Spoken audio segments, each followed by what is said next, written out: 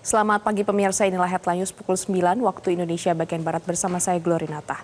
Kejaksaan Agung resmi menetapkan mantan pejabat tinggi Mahkamah Agung berinisial ZR yang terbukti terlibat dalam kasus suap dan gratifikasi oleh Ronald Tanur.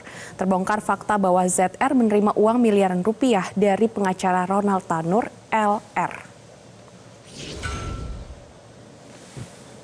Kejaksaan Agung menindaklanjuti pemeriksaan Kejati Bali terhadap mantan pejabat Mahkamah Agung berinisial ZR yang terbukti terlibat sebagai maklar kasus suap dan gratifikasi yang melibatkan 3 hakim Pengadilan Negeri Surabaya dalam perkara vonis bebas Gregorius Ronald Tanur.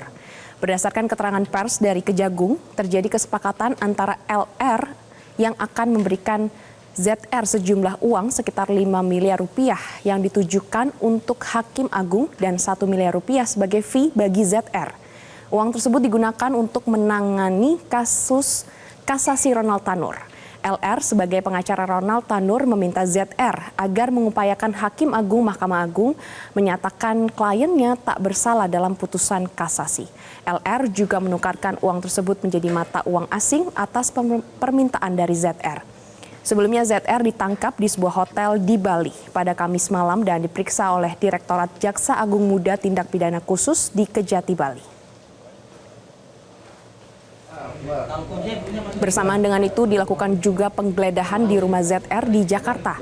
Ditemukan sejumlah barang bukti dari penggeledahan yaitu diantaranya 71.000 euro, 483.000 dolar Hong Kong, 74 juta dolar Singapura, dan 51 kg logam mulia.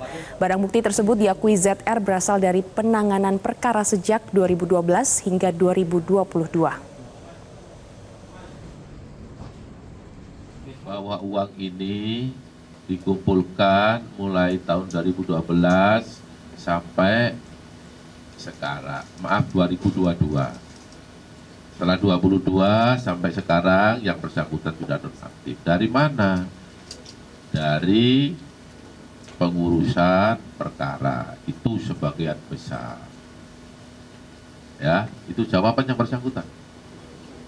Berapa yang mengurus lewat saudara, karena saking banyaknya dia lupa. Sementara itu pemirsa, pakar hukum pidana Asep Iwan menyebutkan tertangkapnya ZR menjadi momentum bersama untuk memberantas mafia peradilan. Ia menegaskan perkara-perkara lainnya juga harus segera dibongkar karena jika tidak segera diselesaikan akan terus berulang.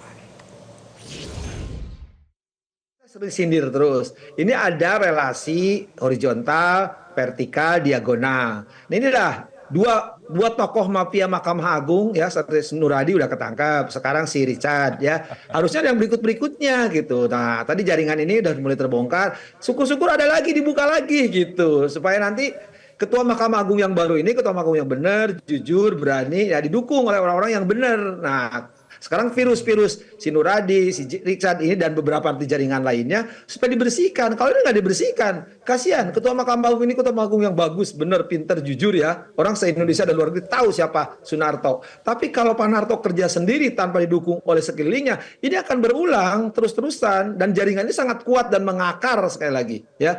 Dan kita bersyukur apresiasi yang tinggi-tingginya kepada kejaksaan ya, bahwa ini momentum Jaksa Agung ya untuk sama-sama menyelesaikan persoalan mafia peradilan. Jadi soal perkara-perkara pidana yang menarik perhatian itu ya kalau nggak Nur Hadi ya Richard Jarot mainannya gitu. Dua itu ya, samping ada mafia-mafia lainnya lah yang harus dibongkar. Ini sekarang harus cepat dibuka. Kalau ini nggak diselesaikan akan berulang mafia-mafia. Jadi perkara-perkara di Mahkamah Agung yang gede-gede yang menarik publik itu ya salah satu pemainnya ya yang sekarang duitnya kayak money changer